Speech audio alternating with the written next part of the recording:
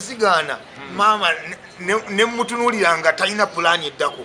nga plan bite wali nga alimba nga mulaba talina plan bya nimba kakati netandika okweyiribira ng'omwana ntandika okuyiriba ng'omwana waliwo omusajja bamuyita Abedi yali mukwano gwa taata wange akalimo kange bansasulanga emitwalo 7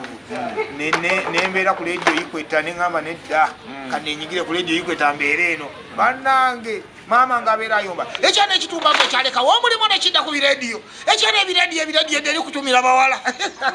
era natumiranga abakyala kyana kudda eri kutumira bawala ate wali ofunayo ki naye bannange bwe nagenda ku buddu gye basasula emitwalo 2 bannange nadduka ewa maama emisenga mama bagenda kutandika okunsasula sente emitwalo 2 mama nangamba okakasa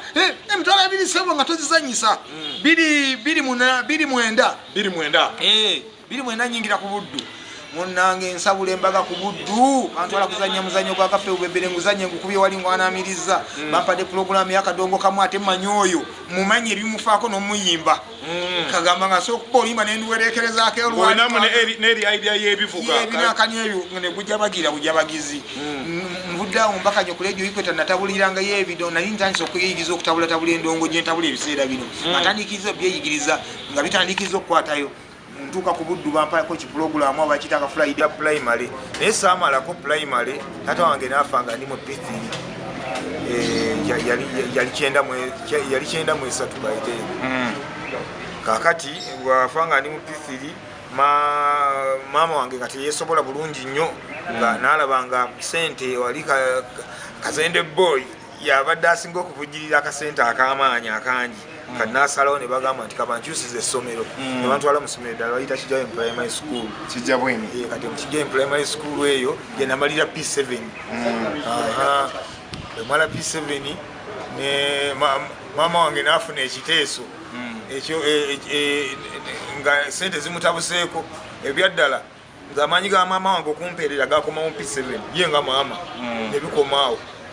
yatetenkanyako ko n'agamba nti no antwaleko mu tekiniko wakati mu kunyigiriza okw'amaanyi ennyera nga omanyi omuzadde ayiiya n'anyigiriza nnyo n'agamba mwana no kamutwale mu tekiniko kakati nga ye ayagala n'anoonyanoonya ekirimo limaawo ng'omwana kyayinza okukolakola ekyamangu n'agamba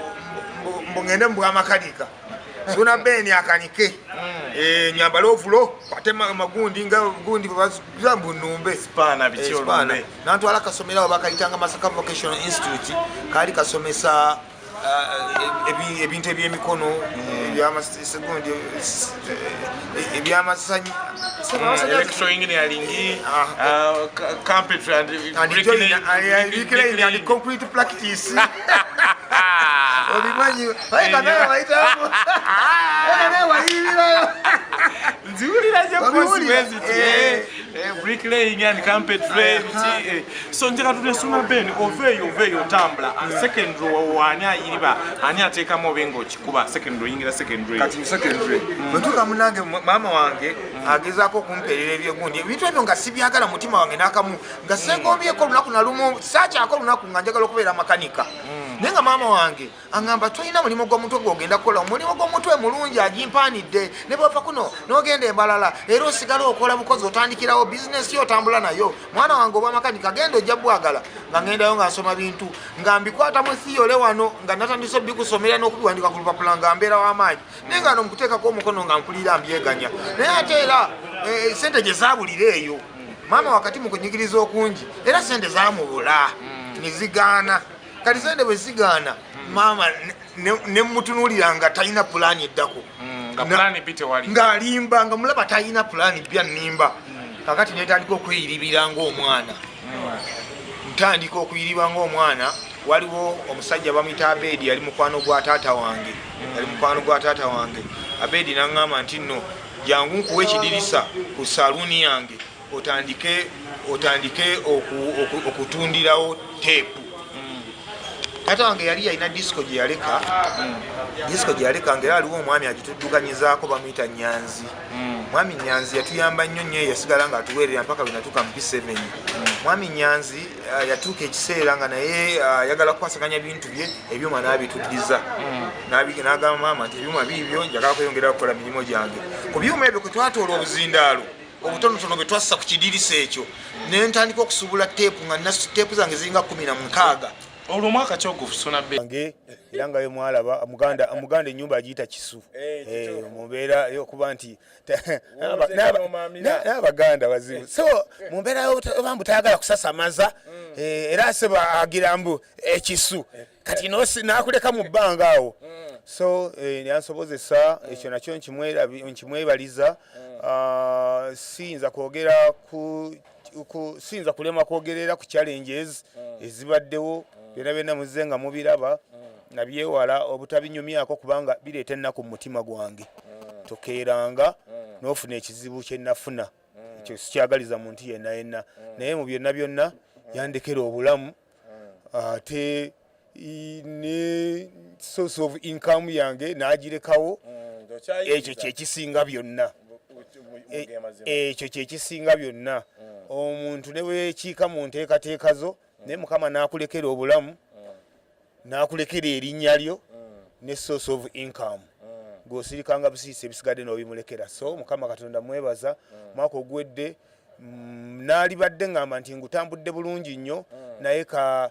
embeera y'okuyuuya ebirowoozo byo n'obwongo bwo ne settingi yo bikuleetera oluusi okwekangamu onakubira maama wakubira ono n'akusaasira ono n'akugumya bityo bwe babeera batyo nange nabiyitamu ono n'agira bati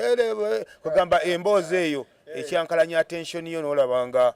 oluusi waliwo awo akabanga kati nze mu bulamu obwange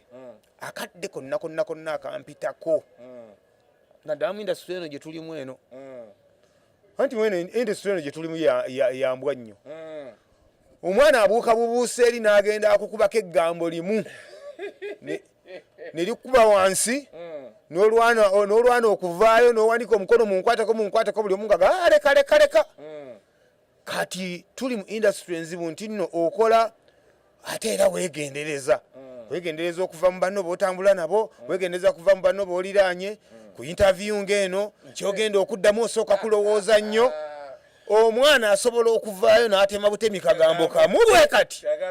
ne kakumalirawo obulamu bw'ensi ne bagamba once upon a time there was Sona Ben binyanyanyanya nga bakunyumyako bunyumya olw'akantu akatini kewakola kikewasimatuka kyokka nga ate katinze mu mbeera eyo ŋŋamba nti nno akadde kange konna